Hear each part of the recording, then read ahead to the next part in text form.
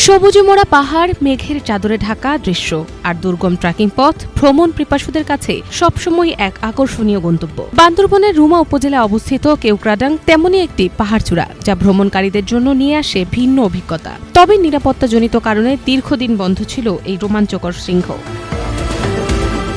অবশেষে প্রায় ৩ বছর অপেক্ষার পর ভ্রমণ পিপাসুদের জন্য খুলে দেওয়া হয়েছে কেওক্রাডাং। দেশের অন্যতম উচ্চ এই পাহাড়চূড়ায় আবারও ফিরেছে পর্যটকদের পদচারণা। মেঘের রাজ্যে ঘেরা এই রোমাঞ্চকর শৃঙ্গ বুধবার থেকে উন্মুক্ত করেছে বান্দরবন জেলা প্রশাসন।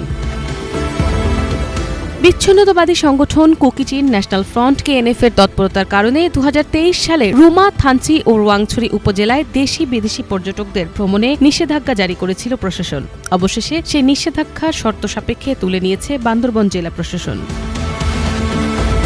নিষেধাজ্ঞা প্রত্যাহারের প্রথম দিনেই মুখরিত হয়ে ওঠে কেওক্রাডাং। পর্যটকদের সুবিধার জন্য সেনা প্রকৌশল বিভাগের তৈরি বগালেক থেকে কেওক্রাডাং পর্যন্ত নতুন পাকা সড়কও চালু হয়েছে। আর সেই পথ ধরে প্রথম দিনেই অনেক মোটরসাইকেল আরোহী পৌঁছে যান পাহাড়ের চূড়ায়।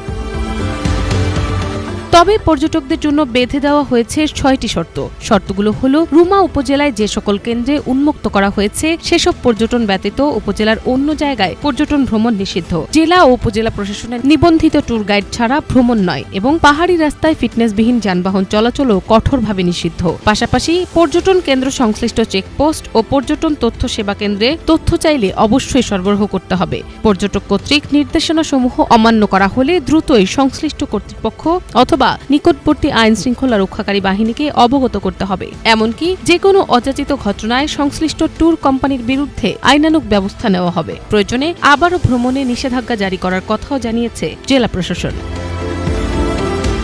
মিনালা দিবা, বাংলা ভিশন, নিউজ ডেস্ক।